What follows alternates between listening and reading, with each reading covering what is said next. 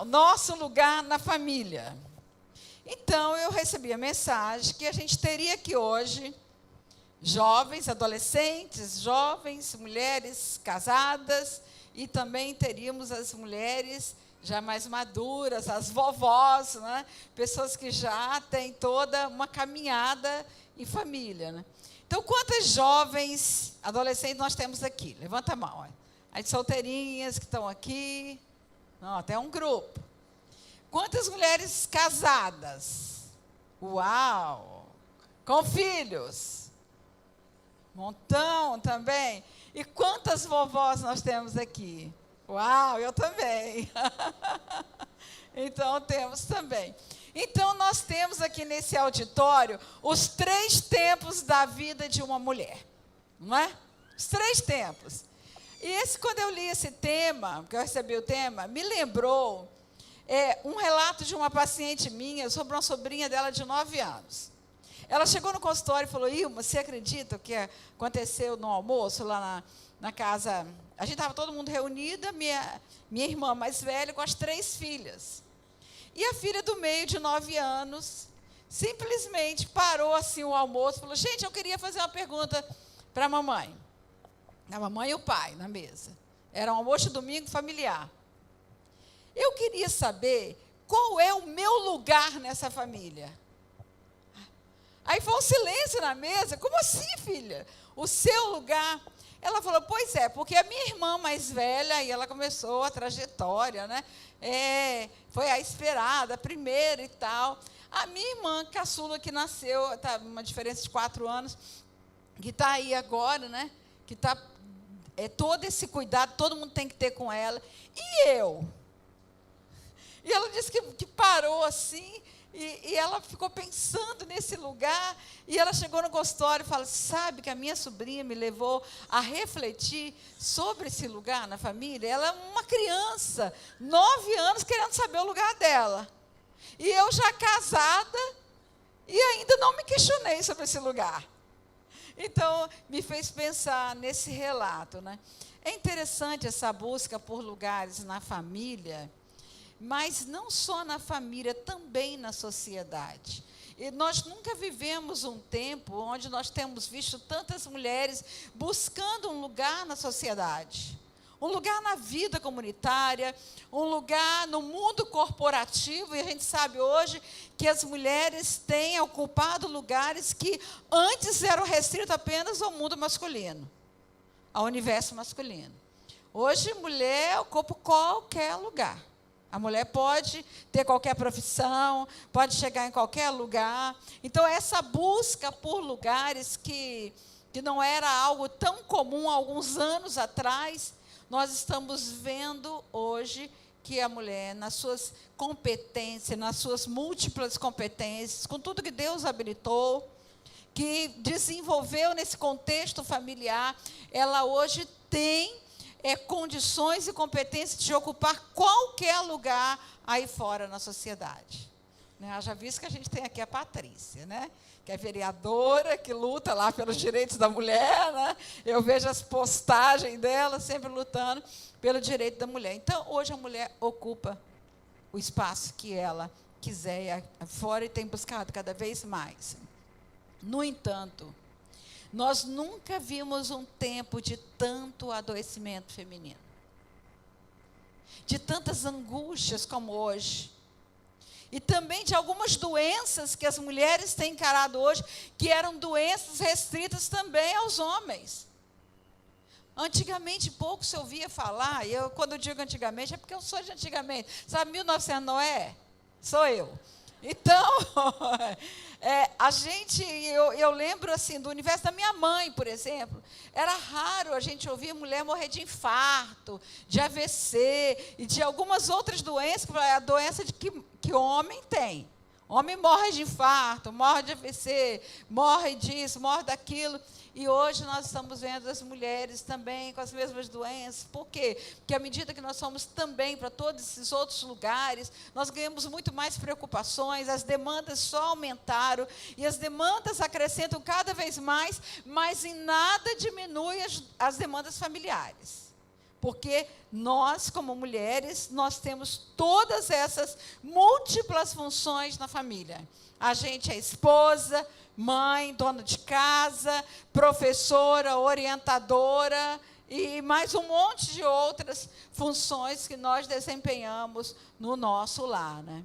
Então, uma coisa nós estamos vendo, as doenças da alma, elas têm crescido assustadoramente. Está aí a farmacologia, que joga todos os anos uma quantidade enorme de medicamentos no mercado para dar conta de todas as doenças que têm acontecido hoje na alma. Doenças da alma, as dores da alma. Nunca se vendeu tanto remédio para ansiedade, os ansiolíticos, os antidepressivos, remédios para depressão. Por quê? A Organização Mundial de Saúde diz que a depressão é o mal que mais irá ceifar vidas nessa década que nós estamos, na próxima década, perdendo apenas para as cardiopatias, as doenças do coração e também para o câncer. Mas o universo feminino é o que mais tem sofrido de câncer, né? Mais tem sido atingido de câncer e de depressão. Então, vai matar muito mais mulheres, como nós já estamos vendo todos os dias aí. Por quê? Porque mesmo com todos os lugares conquistados, tudo isso, o reconhecimento, o valor que tantas vezes uma mulher consegue em determinado lugar, porque tem toda essa habilidade de se dedicar, de fazer bem, de ser reconhecida, mas essa demanda toda não tem atenuado as angústias da alma de uma mulher, não tem preenchido o sentido da vida, o significado da vida, porque muitas vezes nós estamos vendo uma sobrecarga enorme. E nessa sobrecarga enorme, nessa correria que todas nós vivemos, nessas dificuldades, a angústia insiste em comparecer. E eu sempre digo que a angústia vem como aquela luzinha que se acende no painel do carro quando nós estamos dirigindo, e que às vezes a gente nem sabe o que é, eu pelo menos nunca sei. Acendeu a luzinha, fala, meu Deus, o que será, né? Bateria, motor, não sei o quê. Nem sempre a gente sabe, né? Que a gente também não tem muito tempo para aprender sobre mecânica de automóvel. Mas, na verdade, mas tem lá alguma coisa dizendo que alguma coisa não está funcionando bem no carro. A tendência nossa é continuar andando. Não, vai dar para chegar em casa, e muitas vezes não dá, muitas vezes o carro para, aí o comprometimento é muito maior, porque a gente insistiu. Na nossa alma é a mesma coisa. A angústia está lá piscando, está insistindo em comparecer. E nós vamos tocando a vida, porque a gente tem que ser forte, a gente tem que lutar, a gente tem que dar conta de tudo. E aí, nessa correria de dar conta de todos os lugares que nós temos que ocupar, na família e fora de casa, muitas vezes nós não temos tempo para olhar para as nossas próprias necessidades, para perceber. E aí a gente continua, e, na verdade, a gente nunca viu tanto adoecimento como transtornos psíquicos, a depressão, a ansiedade, as fobias, o pânico, as doenças psicossomáticas, que são sintomas depositados no corpo, que falam das dores e das angústias que estão na alma. O corpo hoje, há uns anos atrás, tinha um livro chamado Corpo Fala. Não é? Muita gente aqui deve ter lido. Mas eu costumo dizer hoje que o corpo grita. Não só fala, ele grita. E às vezes a gente não escuta os gritos do corpo. E aí, quando nós não escutamos os gritos do corpo, nós somos paralisados pela via da dor. E muitas vezes nós nos permitimos somente fragilizar pela via de um adoecimento, né? Mas, como nós temos aqui, não vou falar sobre esse assunto, mas como nós temos aqui os 3 tempos da vida feminina, né? As adolescentes e jovens no lugar de filha, as mulheres na função de esposa e mãe, e as mulheres que já criaram seus filhos, esses filhos que já saíram de casa, que já constituíram família e que exercem a função, na maioria, de avós. Então, por onde nós vamos começar para falar de lugares? Pelas meninas? Não. Não. Nada mais óbvio do que começar do começo, para nós compreendermos esse importante tema. Porque o começo sempre nos diz do propósito. É o começo que aponta para o futuro. O começo nos diz do objetivo, da visão de futuro, e é o começo que deve nortear as nossas prioridades da vida. O lugar que nós ocupamos, nós só vamos entender quando nós formos ler o começo de tudo. E o começo da Bíblia está onde? Gênesis. E é Gênesis que a gente precisa ir. Na origem. Por que nós não vamos começar pela menina? Pela criança? Porque Deus não começou pela menina. Deus começou pela mulher. Não é? Ele criou uma mulher pronta. Ele criou uma mulher pronta para ser esposa e mãe. Então, ele criou, na gênese da fundação, a mulher. E a mulher é a gênese da menina. E a menina inaugura a maternidade da mãe. Esse é o processo. Então, uma não existe sem a outra. A mulher vem, e aí ela vai ser o berço da menina. Ela vai carregar no seu ventre a menina, a criança. E aqui eu estou falando menina porque nós estamos falando para mulheres. Então, ela vai carregar no seu ventre a menina. Mas ela não vai carregar só uma menina. A menina vai inaugurar a mãe. Então, essa mulher vai carregar no ventre gerações. Ela é berço de gerações. Então, nós precisamos começar do começo, né? Nada mais óbvio.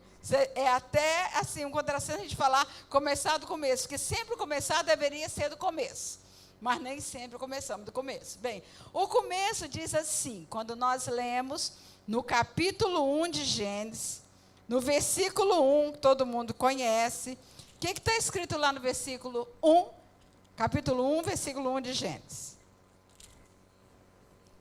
Bem alto, gente, vamos lá. No princípio criou Deus os céus e a terra. Simples assim. Uma declaração do princípio. A Bíblia não começa com uma historinha. Era uma vez um Deus que veio não sei de onde e que começou a criar. Não, a Bíblia tem uma declaração de início. No princípio criou Deus os céus e a terra. Você crê nisso? Ok? Porque se você crê, tudo que nós vamos refletir nesse tempo aqui, vai fazer sentido para você. Né? Isso vai promover, ali vai cair no seu coração, vai promover os questionamentos na sua vida, que irão impulsionar esse processo de compreensão do propósito de Deus para a vida da mulher. Vai produzir melhorias na sua relação com Deus, com você mesma, com a sua família, com o outro. Por quê? Porque à medida que nós compreendemos quem nós somos e qual é o nosso propósito de vida, nós começamos a melhorar.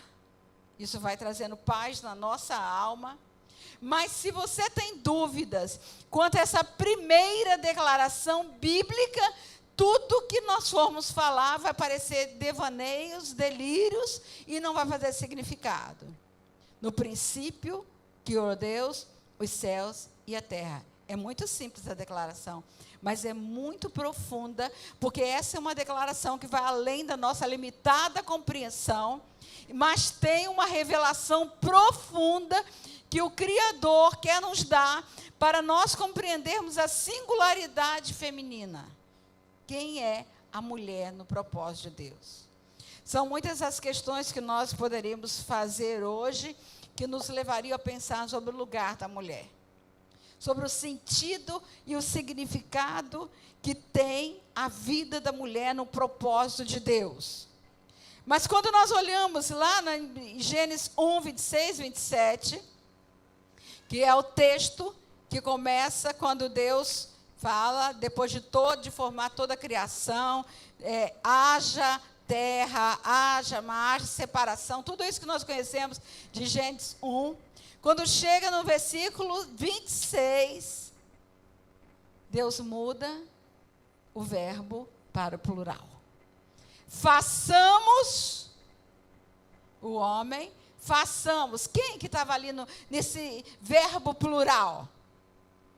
Quem é o Deus plural? O Elohim, aquele Deus que naquele momento se apresenta, né, na sua trindade. O Deus plural, Deus Pai, Deus Filho e Deus Espírito Santo. Então estava ali a trindade unida para falar, façamos o homem a nossa imagem, semelhança, está lá o texto bíblico, domine ele sobre os peixes do mar, as aves do céu. Deus dá todas as diretrizes para o homem ter domínio, para gerenciar a criação, para ser o porta-voz de Deus ali na criação. Ele recebe todas as diretrizes para esse trabalho. E aí, no versículo 27, diz, pode projetar?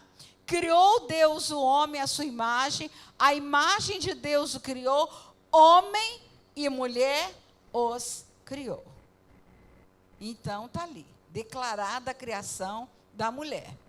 E após a criação de todas as coisas, como nós estamos vendo aqui, nesse texto bíblico, né, que descreve a criação do homem, formado da terra, na continuidade do texto bíblico, nós vamos ver que Deus começa ali, forma o homem do pó da terra, né? E eu imagino assim, na minha cabeça, assim, Deus pegando o pó ali, amassando, fazendo assim, não sei se ele fez um bonequinho primeiro, igual criança quando faz modelagem, né? Se ele deu alguma forma, mas uma coisa eu sei, ele tirou do pó da terra, ele criou o homem, e a Bíblia diz que ele soprou nas suas narinas e o homem foi feito alma vivente. Bem, será que nesse momento Deus não poderia ter feito logo o primeiro casal? Um homem e uma mulher? Ele não poderia ter feito do mesmo jeito Adão e Eva? Duas modelagens de barro, mas distintas na formação, segundo o seu propósito. Ele poderia ter feito isso, ele poderia, não poderia, gente? Poderia, era o mesmo poder. Ele poderia ter feito isso, ele poderia ter soprado na narina de Adão, depois na narina de Eva, e os dois teriam feito alma vivente, mas não foi assim. Deus decidiu formar Eva a partir de um olhar perceptivo e analítico para Adão, porque Deus olhou com os olhos do seu coração e viu as necessidades relacionais de Adão e o propósito que ele deveria cumprir, a missão que ele deveria receber, porque Deus trabalha por propósitos, Deus não trabalha aleatoriamente, não foi aleatoriamente que ele fez Adão para depois fazer Eva, ele tinha um propósito, e ele olha ali para Adão e ele conclui, não é bom que o homem esteja só. Far-lhe-ei uma ajudadora, Gênesis 2,18, pode colocar o texto. Far-lhe-ei uma ajudadora, alguém que o auxilie, que lhe corresponda, que esteja ao seu lado, que se relacione com ele, que tenha um relacionamento de comunicação com o outro, que eu fico imaginando que Adão olhava toda aquela beleza do jardim, e ele olhava e ia compartilhar com quem? Ele certamente olhava para o cachorro e falava, cachorro, olha que jardim mais lindo, que coisa mais maravilhosa. E o cachorro, au, au. Não é? Não, tinha que ser com um ser semelhante, no mesmo nível, na mesma linguagem. E o texto diz, não é bom que o homem esteja só, farei para ele alguém que o auxilie e lhe corresponda. Na outra tradução, farei para ele uma ajudadora idônea. E eu acho tão interessante esse não é bom de Deus, não é? Essa declaração de Deus, não é bom que o homem esteja só. Gente, não é bom mesmo, acredite nisso. Se Deus falou, não duvide. E não esqueça disso. Não esqueça, porque se você deixar só... depois não reclame. Tem uns homens aqui, mas deixa eu dizer. Não deixe só. Isso quer dizer o quê? Ame, cuide, valorize, fique ao lado, seja idônea, seja sábia, seja inteligente. Resumindo, tome conta. Só uma deixa.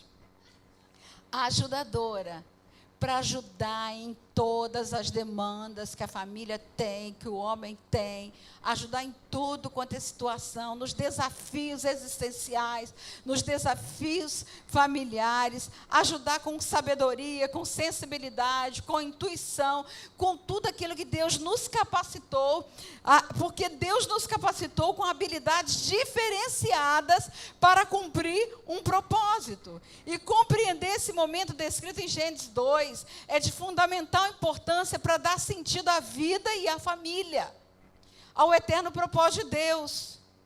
Agora, Deus forma o homem do pó da terra. Já a mulher, ele fez no jardim. Porque Deus criou o homem e levou o homem para o jardim. A mulher, Deus faz no jardim. Será que tem alguma coisa a ver com a gente? Então, o Senhor Deus fez o homem cair em profundo sono, 21. Enquanto este dormia, tirou-lhe uma das costelas, fechando o lugar com a carne, e com a costela que havia tirado do homem, o Senhor Deus fez uma mulher e a levou até ele. Presta atenção nisso, gente. Deus coloca o homem para dormir, faz o primeiro processo cirúrgico da história, sem dor, tira uma costela, forma a mulher, e quando o homem acorda, ele se depara com aquele ser maravilhoso, né? Diante dele, e ele ficou tão embasbacado, que naquele momento ele olhou e falou: esse é osso dos meus ossos, carne da minha carne, ela será chamada mulher, porque de mim foi tirada. O primeiro cenário foi preparado para ser muito especial. Um jardim, o cenário escolhido por Deus para a existência da mulher. E um jardim feito de flores, beleza, cheiro, árvores, frutas, borboletas, beija-flores, pássaros de todos os tipos. Esse foi o lugar onde a mulher foi formada e que Deus trouxe à existência a mulher. Um cenário muito especial que fez de Adão, todo nesse momento, ali na compreensão do que estava diante dele. Habilmente modelada pelas mãos do Criador, tirada de dentro do homem, porém não igual ao homem, tirada de forma distinta. Deus tira aquele ser ali em forma totalmente diferente. Por quê? Porque homem não tem útero, não tem ovário, não tem trompas, não tem seio que derrama um leite no tempo devido, e nem tem as formas tão macias como a mulher. Então Deus tira ali de dentro dele, mas faz esse ser totalmente diferente. A vida ali naquele momento flui ali de Adão, e quando Deus forma a mulher, não diz o texto que Deus soprou nas suas narinas para ser alma vivente. Na minha percepção, a vida já estava ali, Deus já tinha soprado a vida para a humanidade, e quando ele tira Eva ali é formada por Deus como um ser vivente. A vida já estava ali. Observe sobre isso, que momento sublime. E assim como a mulher acolhe no ventre um embrião que ganha vida no paraíso uterino, Adão acolheu aquela mulher naquele momento, de dentro dele, não do ventre, mas do peito, não é? Porque Deus tira aqui nessa área de Adão, ele tira aquela mulher, e como a mulher precisa de um peito forte de um homem para ser acolhida. Quanto uma filha, uma menina precisa do peito de um pai para ser acolhida. Como uma criança precisa, ela vem do ventre da mãe, mas o quanto ela precisa desse peito forte do pai que a acolhe e que dá segurança. Quantas meninas estão por aí na errância da vida procurando um peito de um homem para se acolher, porque faltou um peito de um pai para acolhê-las. Para dar segurança interna, para dar valor pessoal, para dar identidade, para que ela possa se conduzir segura pela vida. Nós sabemos o quanto isso é importante para uma mulher, e quantas têm procurado e encontrado nesses contatos frustração, vazio, dor e sofrimento. Então, esse lugar do pai, esse lugar do homem na vida de uma mulher, de uma família, é de fundamental importância para estruturar a família e para estruturar principalmente a vida de um filho e de uma filha. Então, Adão, queridos, foi criado de fora para dentro, porque ele foi da terra e do sopro de Deus. Eva foi formada de dentro para fora. Então, são movimentos distintos. Deus tira de dentro e dá a vida aqui fora. Então, Eva foi criada da intimidade, do seio de Adão. A mulher da ordem da intimidade, a mulher tem todo esse contexto de aconchego, é ela que faz do seu lar um aconchego, ela que faz do seu lar esse lugar de segurança, esse lugar de refúgio, ela que acolhe esses filhos e dá esse lugar a esse homem para poder entrar ali. Eu tenho dito muito nas minhas palestras que quem funda um pai para um filho é a mãe.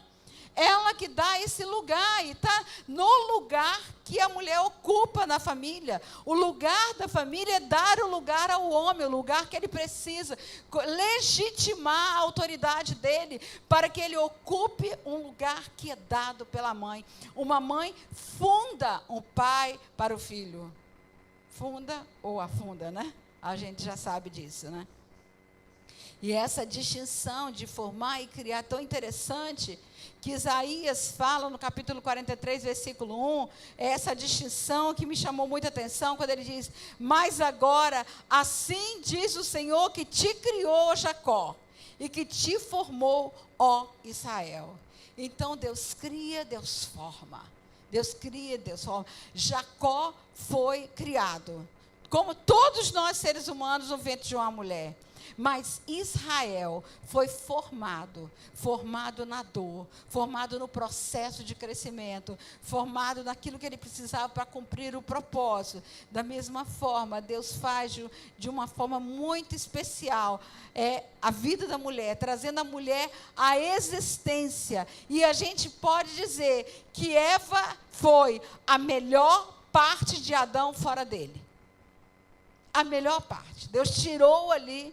E ela é ajudadora para conhecer suas necessidades mais profundas, porque ela veio dele. E é tão lindo compreender que após esse processo singular, todos os seres humanos, homens e mulheres, passaram a vir de dentro da mulher, do seu ventre, como geradora de vida, como berço de gerações. Esse é um lugar muito especial que a mulher ocupa na família.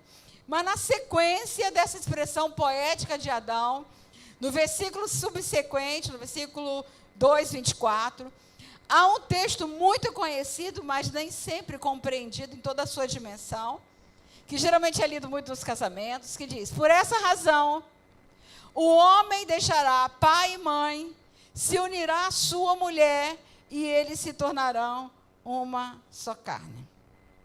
Observe que a palavra diz: deixará o homem.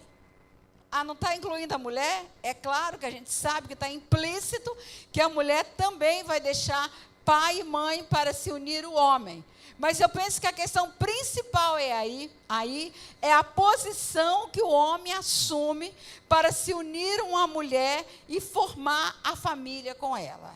Essa posição de homem, de autoridade, daquele que recebeu uma autoridade delegada por Deus, não é uma autoridade qualquer, mas autoridade delegada por Deus para dar origem a uma descendência.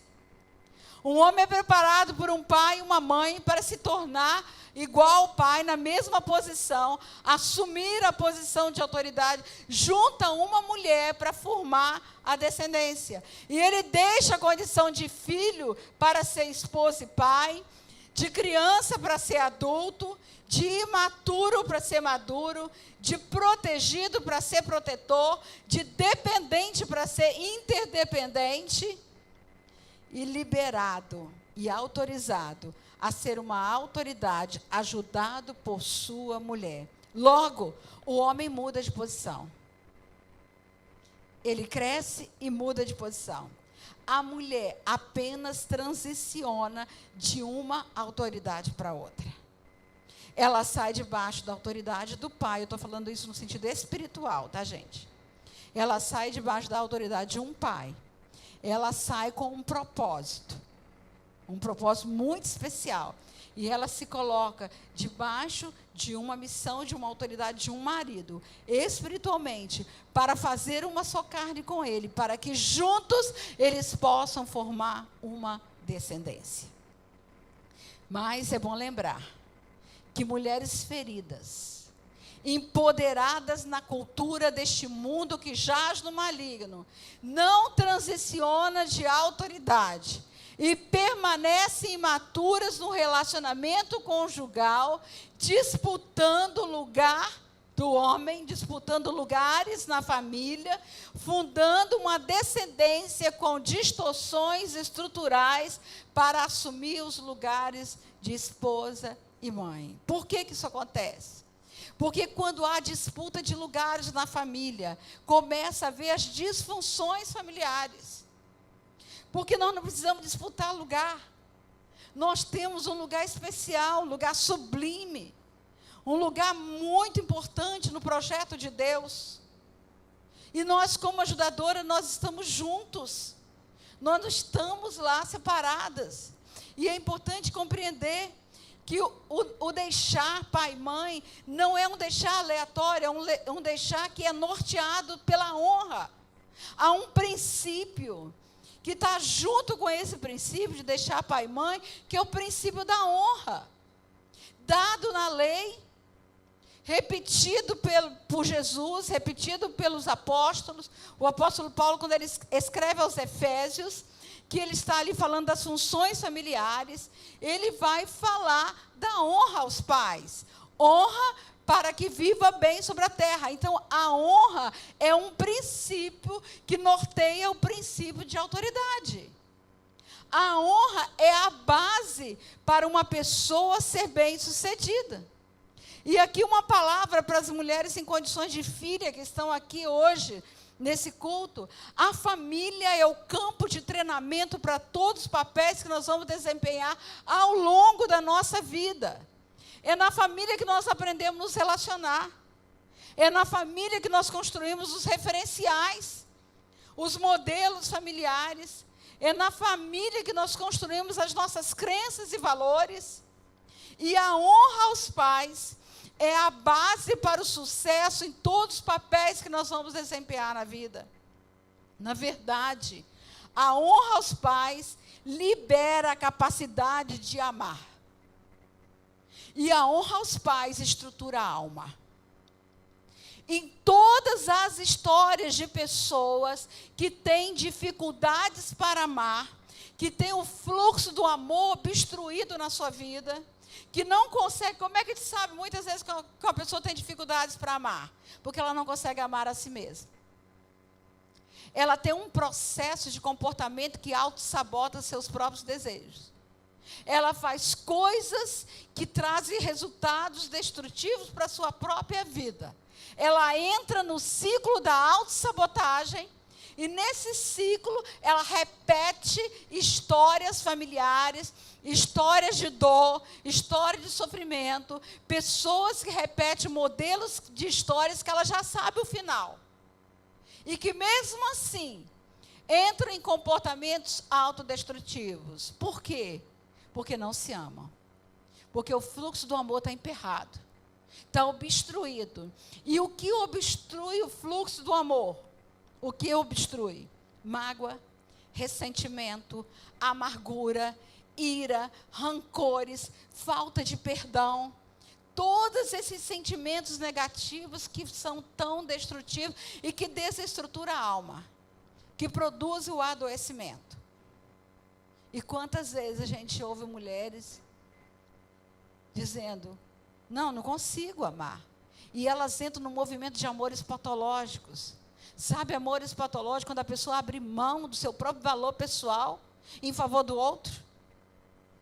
Que se vinculam a uma pessoa que vai lhe fazer mal, que carrega repetições de história, porque muitas vezes não sabe viver na calmaria, não sabe viver na harmonia, não sabe viver em meio à paz, porque cresceu num lar turbulento, porque cresceu num lugar onde ela vivia num processo de ansiedade, de agitação enorme, e que quando chega na fase adulta, você já chegou para alguém e fala assim, fulano, tudo bem?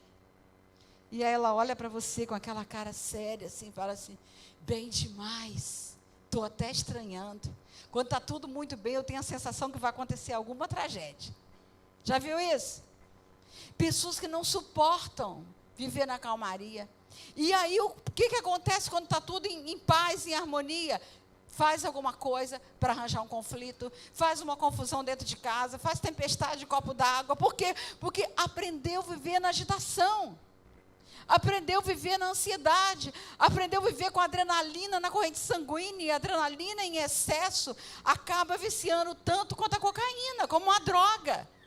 A pessoa está viciada em agitação, então o coração vive sempre agitado, sempre tormentoso, sempre naquelas turbulências da alma. Quando você vai olhar a história, tem a história de dores não tratadas. Tem situações vividas lá atrás que têm se repetido ao longo da vida. E acaba atraindo por pessoas, porque não tratou as feridas da alma, acaba atraindo por pessoas, apaixonando por pessoas que vão dar continuidade a esse processo. Porque pessoas também feridas na alma. Agora vocês imaginem encontros de feridas. Onde, quando encosta, só produz dor. Uma ferida que encosta em outra ferida vai sangrar. Quantos sangramentos há hoje na família? Quantos? E é nesse contexto de lugares não tratados que muitas vezes vai dando continuidade a um processo de adoecimento na família. Então, a honra libera a capacidade de amar. Está escrito isso em Mateus, no capítulo 18. Gente, é tão interessante. Sabe aquele, eu acho que é 18 ou 19, aquele rapaz, que foi, o jovem rico, que foi procurar Jesus, ele chega e diz, bom mestre, que farei para herdar a vida eterna? E Jesus começa ali, tem uma conversa com ele, fala os mandamentos para ele. E no versículo 18, Jesus vai falando todos os mandamentos comportamentais, não adulterarás, não furtarás, não darás falso testemunho. Pode continuar o 19. Agora, presta atenção no 19. Olha a ordem que Jesus coloca. Honra teu pai e tua mãe e amarás o teu próximo como a ti mesmo. Na Bíblia não tem nada aleatório. Não tem nada por acaso. Quando Jesus ali repete um texto e coloca nessa ordem, é exatamente porque ele está dando uma chave para a nossa vida. Ele está ali mostrando um segredo para a nossa vida. Honra teu pai e tua mãe, e se você tiver essa base, você vai amar o próximo porque você ama a si mesma.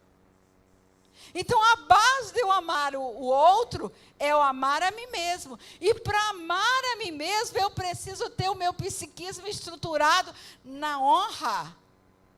E aí está o lugar de vocês, filhas, jovens, que estão dentro de casa e que muitas vezes não conseguem compreender o princípio da honra, o princípio da obediência.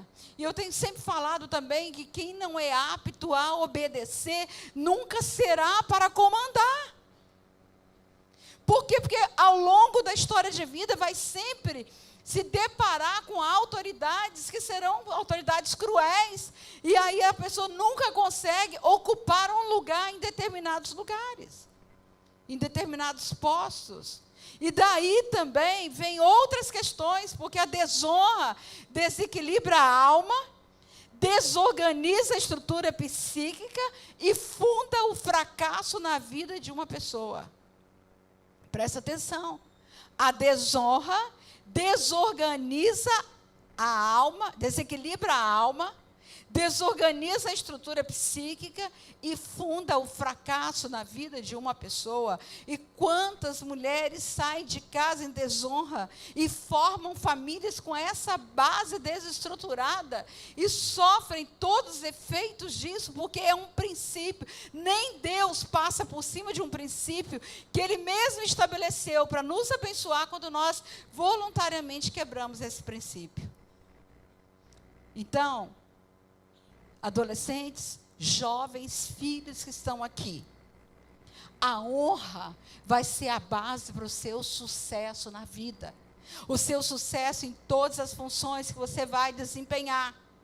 Assim como a desonra vai fundar o fracasso. Então nós escolhemos qual lugar que nós queremos ocupar. Porque daí vem também as grandes questões de identidade.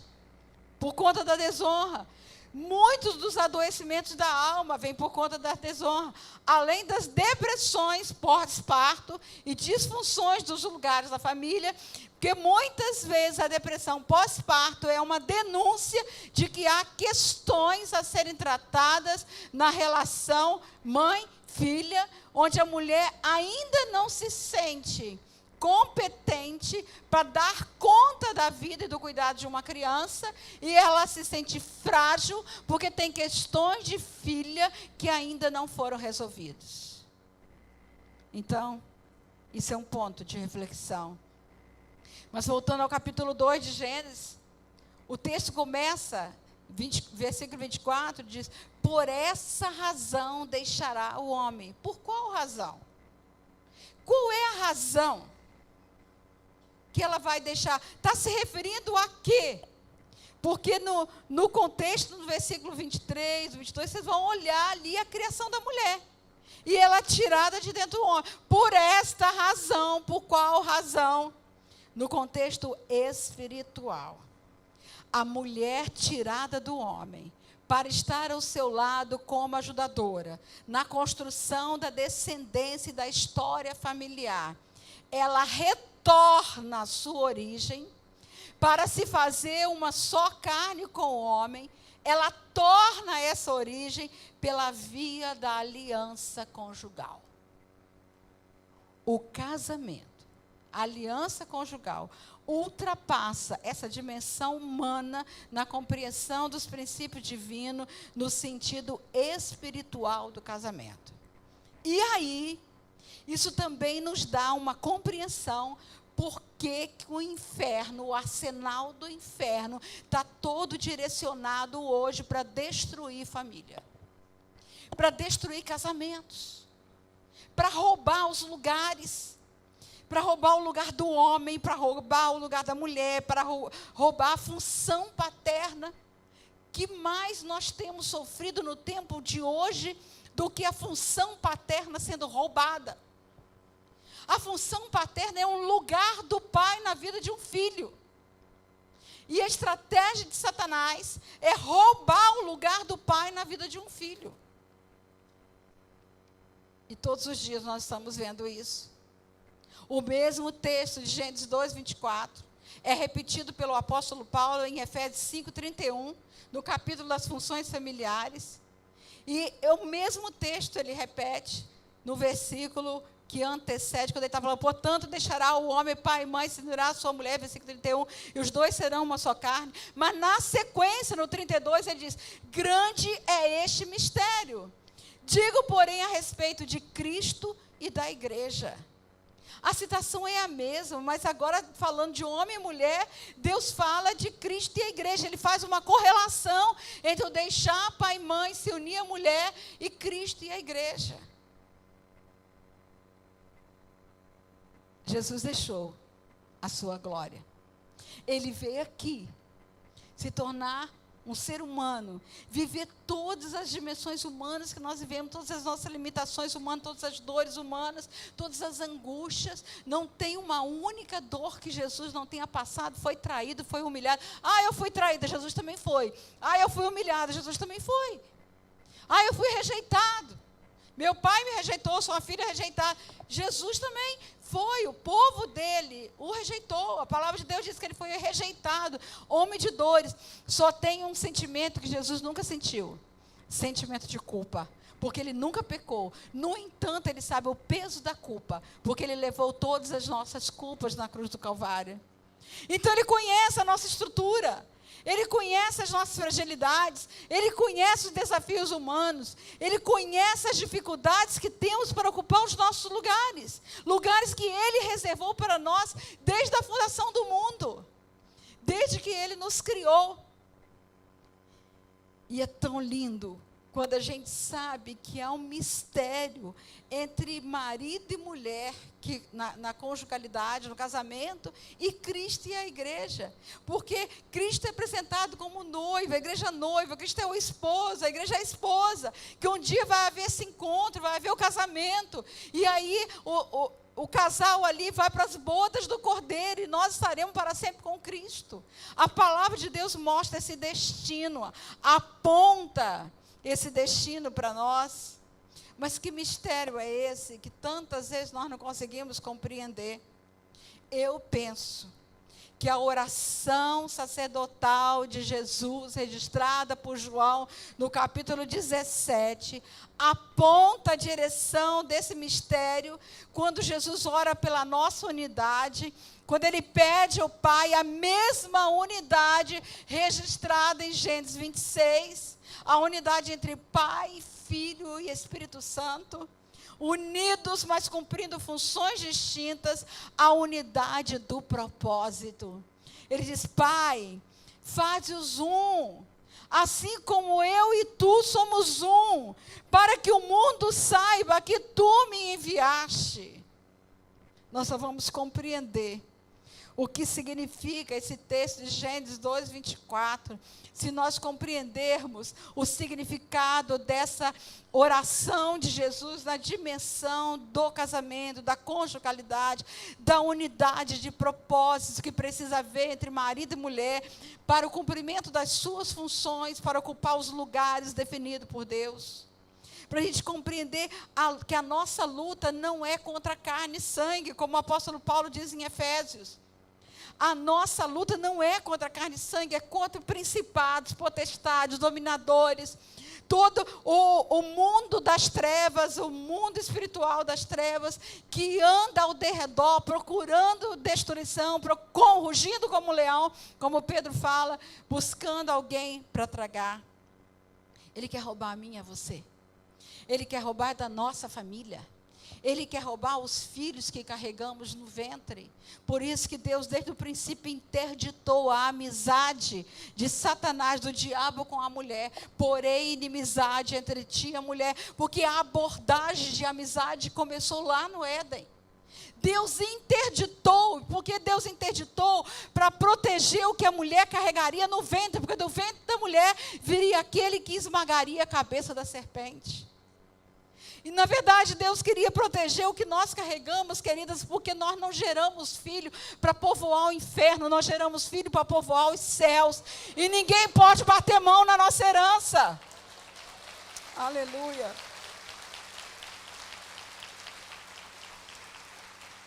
Aleluia. Os filhos são herança do Senhor. E Satanás fica o tempo inteiro querendo roubar a nossa herança. Por isso, mulher, você pode conquistar tudo. Todos os lugares que nos são devido às múltiplas competências, a tudo que nós temos conquistado hoje. Você pode brilhar, você pode ser reconhecido em lugares, posições, coisas, pode ser reconhecido em tudo, e não é difícil, tendo em vista todas as habilidades que Deus nos deu. Mas se a gente perder de vista a nossa origem, nós não conquistaremos o essencial no propósito de Deus para a mulher, que é o lugar de ajudadora, de fundadora, de descendência, de construção de histórias, de transmissora geracional, daquela que estrutura a família com a sua sabedoria, porque a mulher sábia edifica a sua casa. Edificação está falando de fundamento, de estrutura. Com sabedoria se edifica a casa, mas com inteligência ela se firma. Presta atenção nisso. Muitas vezes nós até edificamos com os lugares, estou casando com um homem e tal, nós vamos ter uma família.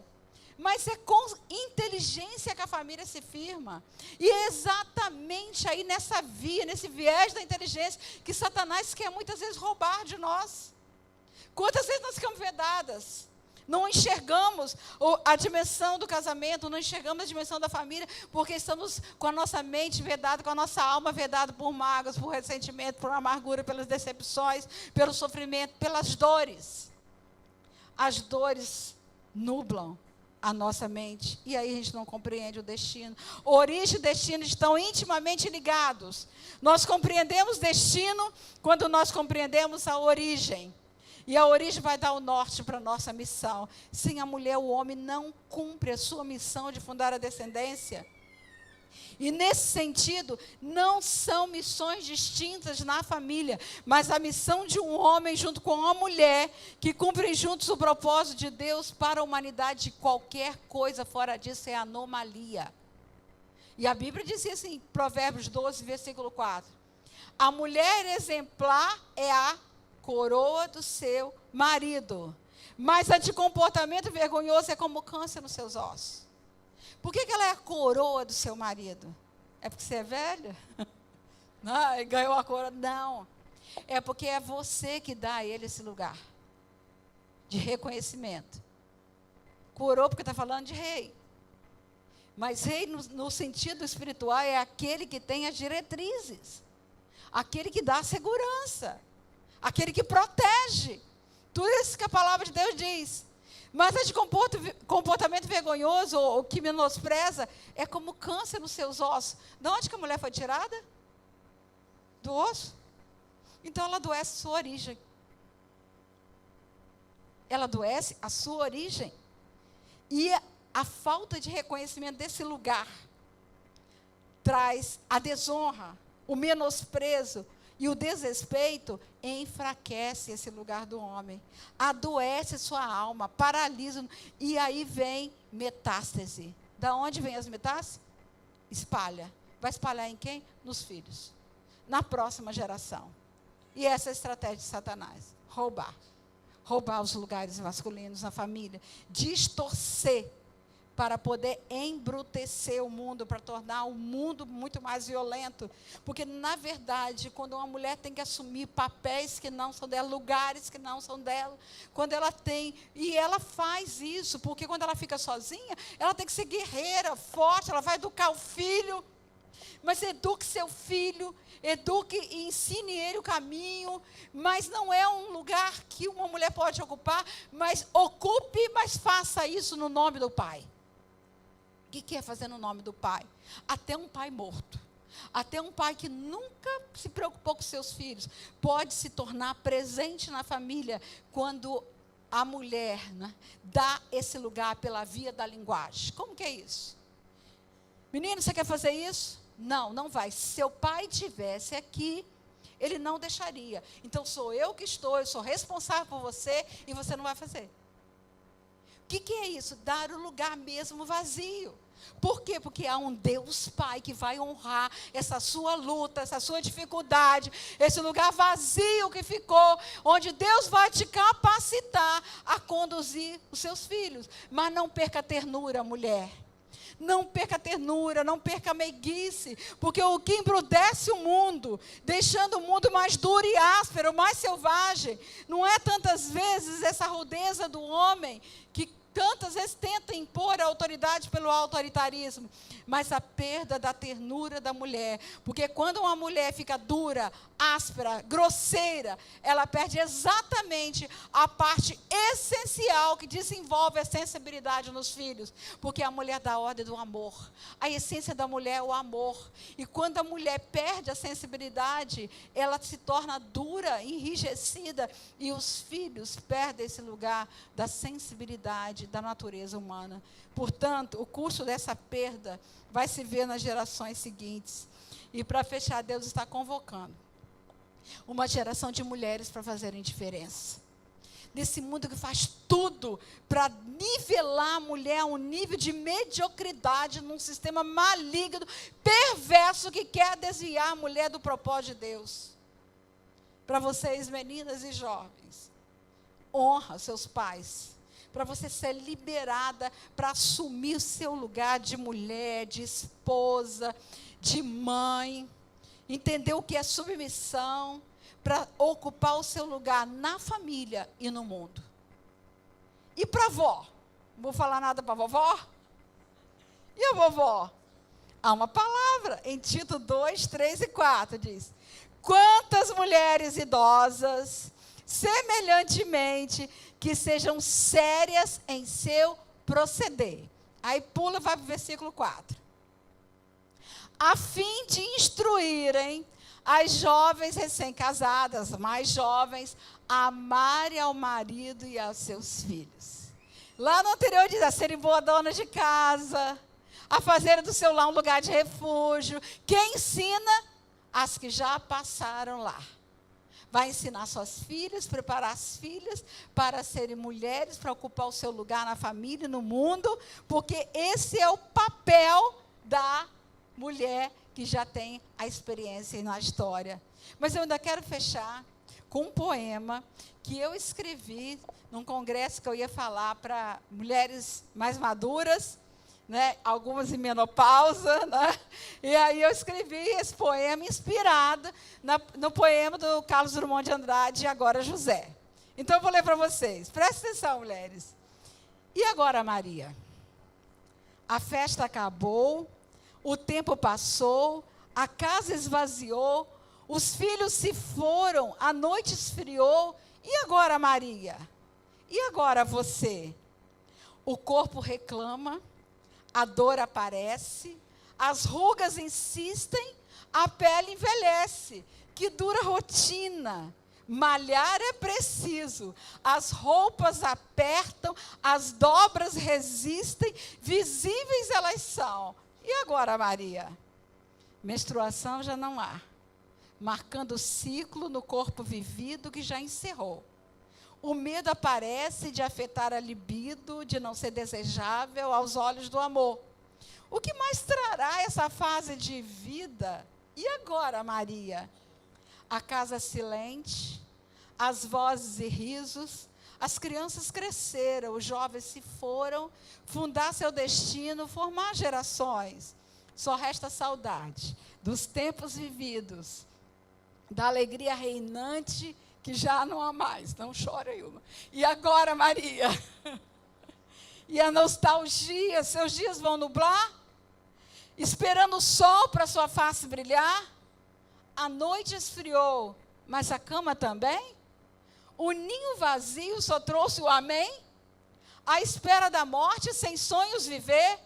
E agora, Maria? Esse tempo precioso, novo ciclo anuncia, a beleza madura requer novo olhar. Para dentro da alma, para cada ruga valorizar, ressignificar a história, as vitórias contar, o caminho e caminhar para o alvo. Para onde, Maria? Qual o seu alvo alcançar? Para onde, Maria? A escolha é sua. Para onde irá? Para onde, Maria? Ah, Maria, Deus tem a resposta. Para seu brilho aflorar, resgatar sua alegria que dos céus tem para lhe dar. Você é preciosa, mulher. Você é preciosa, Maria, em todas as fases da vida. Seu valor é inigualável. É o seu desafio, Maria. É a oportunidade do seu milagre, de transmitir a história, de mostrar as vitórias e de Deus proclamar. Amém.